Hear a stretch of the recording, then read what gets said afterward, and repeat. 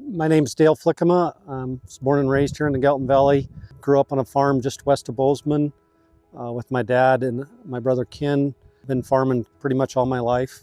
Probably third or fourth generation in this valley. My grandfather kind of moved in here probably in the 1910s. Been farming and ranching, if you want to call it, throughout the valley here. I sat on a couple different boards. Right now I'm currently on the Montana Grain Growers Board, and I was asked to run through the chair, so I'm the current secretary. Also been involved in the Pacific Northwest Canola Association. I was the president for 3 years of that organization, stepped down last fall. I'm currently now on the U.S. Canola Board, and I am the vice president on that board at the moment. Also on the Farmers Canal Board here. Water's pretty critical infrastructure in this valley, so I'm on that board too. My challenges here in the Gallatin Valley, there's a couple of them. A1 is, it always seems to be property or farm ground is constantly changing hands and switching. So from day to day, we don't know if we're gonna have that ground next year. So I'm trying to making decisions that are almost instantaneous based, or return on investment has to come pretty quickly. You know, making long-term investments in tractors and equipment is a little bit on the difficult side because we don't know how much property we're going to have. On the flip side of that, it seems like there's less and less farmers, and it seems like we can get more and more property, but it's getting smaller and a lot more intense on how we manage that property. I guess I'm with everybody else. Input costs are just astronomical. To try to turn a profit on all this and to maintain profitability in my business has been a very big struggle in the last couple of years, especially with all the inflation that's going on. Soil health to me is maybe extremely critical in what we're doing today. And as fighting our input costs, I think in the past we've maybe made some mistakes and we're maybe suffering through some of those right now. My brother Ken basically got me started in the no-till situation, really set me up fairly well. Just the lack of tillage and increase in water infiltration and microbes and all of those kind of things. The no-till thing has been really beneficial for me. The other way I really fight my soil health, or if you want to call it naturally, is I try to rotate crops through, maybe even get some livestock on some ground in places that there hasn't been in the past. So some of that, in my mind, we're probably pushing more crops than the majority of folks. We're probably pushing 10 to 12 different crops per year. And so I'm trying to, if you want to call it A1, increase my soil microbiology and my soil activities just through crop rotation. One of the things I really want to do in the future is I really want to fly on radishes and turnips and mustards and maybe some sugar beets in my wheat or corn, maybe if you want to call it, at say that hard dough stage. So that way that can get up and growing before and not damage my wheat crop or my grain crops in any situation. The other big play that we've had in the last, I'm going to say 5 to 6 years is the adding of AgriGro in my program. There was definitely certain things that weren't going right for me. We fought really, really hard on Fusarium crown rot. Maybe the biggest play there was we were probably putting on 2 to 2.5 times the amount of seed treat that was recommended to try to control Fusarium crown rot. And I just felt we were going backwards. Every year I would be just really disgusted on my root development in my spring wheats. One of the first things I noticed with AgriGro is almost immediately that turned. My root development on those acres seemed to almost double in size, which is a pretty big number, but when you look at it, we were pretty small. We had root balls about like this.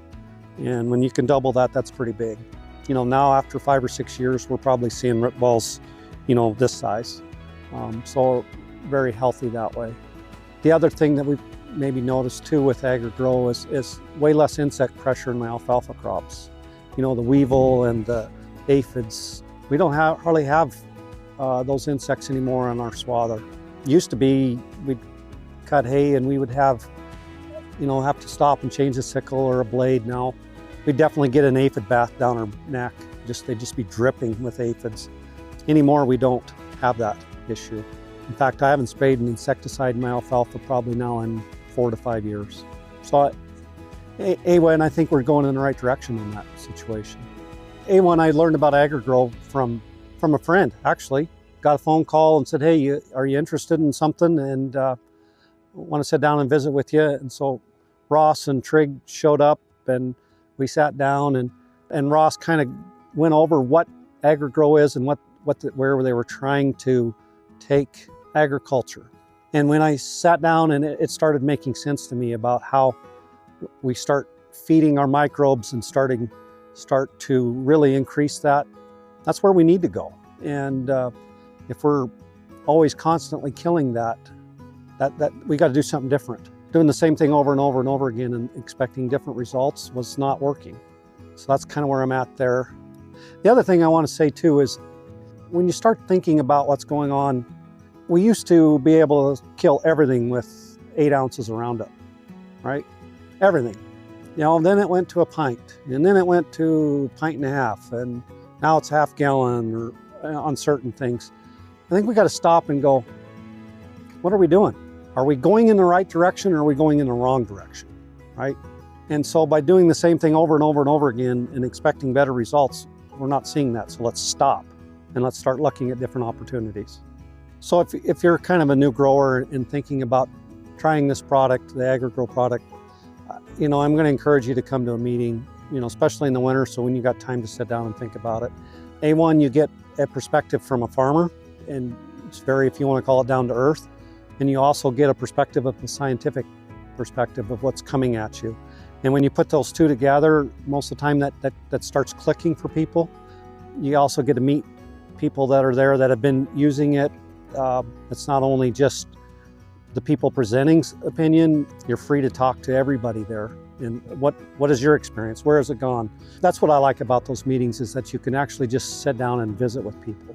You're not being lectured to, you're more a part of the conversation. As a new grower, I would encourage everyone to try it, right? Proof's in the pudding. And so I would suggest that you take a specific piece of property, or maybe a field, let's split it in half. Let's donate at least 3 years. Let's make that commitment that we're going to put AgriGro on that specific piece of dirt 3 years in a row. And you can rotate whatever crops you want through it, but just make sure that you use the AgriGro program on that. And then let's start looking at what's happening there. My thoughts are a little bit is that when we make bad decisions, those bad decisions are extremely easy to see. What I want to say, we don't check the oil in the tractor and the rod throws out the side of the block. Dang, that's a really, really easy bad decision to measure. When we make a good decision, we check the oil. Well, we check the oil and the engine's still running. How do we measure that, right? Did we get another 500 hours, 1,000 hours? Okay. Now I'm going to put AgriGro in the better decision. Okay. How do we measure better decisions? Okay. We put synthetic oil in that engine. Now, how do we know if we made better a decision with synthetic oil, right? If we don't have specific gauges. If we have a vague gauge, a vague temperature gauge, we don't know that we've lost 10 degrees in temperature or 15 by using a better oil, right? So if you're a new grower, I want you to start thinking about how are you going to measure your better decision in your soil and what crops you're running through that specific dirt, right? So if we're going to plant a legume, let's measure how much more nodules we have, right? We can dig them up and we can go out there and specifically count, right? That's no longer a vague gauge, right? A vague gauge is driving by and, don't see any difference, right? Also, let's maybe take the time, if we got grain carts and scales, let's measure productivity, right? On a per acre basis, right? Then let's start thinking about what products we're pulling out of our program, right? Are we pulling out our fungicides? Are we pulling out our seed treat? Are we pulling out our insecticides? Let's keep that kind of in the back of our mind, that that's what's going to improve. And let's go look for those situations. Are we seeing difference in disease pressure? Okay. Again, how do you measure that good decision if you don't have disease in your wheat, or you don't have head blights, you don't have ripe stress, right? We can guarantee you, when we go out there in the field and we see stripe rust in our wheat, we know we got a problem and we know we're losing, and we've got to take care of that. but how do you measure that when you don't have it, right? So I want you to think about those things as you're thinking about how you're going to put this into your program. And so I want you to be able to go out there and look. There's no straight line in AgriGro either, because our microbes kind of blow out, right? So we need to take a look 20, 30 feet from the line, and we need to go 30, 40 feet from the other line. And we need to kind of look at the differences, but be specific in what your goals are with AgriGro, right? Because it's very hard to find that, measure that better decision. The people side of AgriGro I've been very pleased with too. I mean, first of all, they've come out and helped and showed me some of those specific things to be looking for, right? You know, they're very personable, very easy to reach out and get a hold of, never more than a phone call away or email or a text. Usually get a return spawn within at least 24 hours, right? You know, on the other side of it is there's just a whole bunch of, if you want to call it farmer help.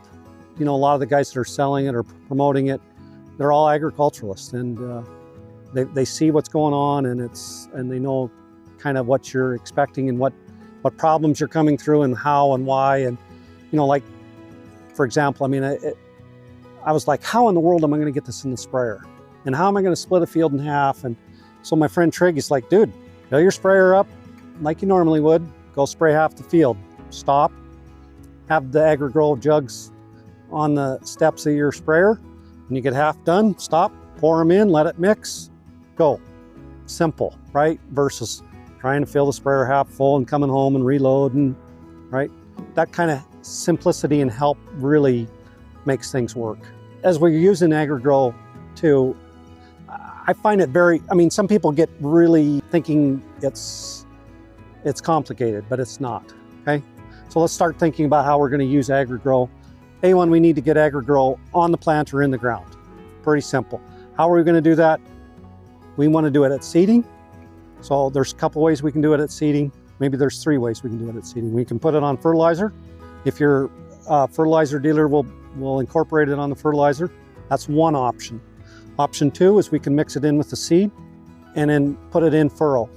Third option is if we're going to spray it on, we can spray it on right in front of planting. Okay?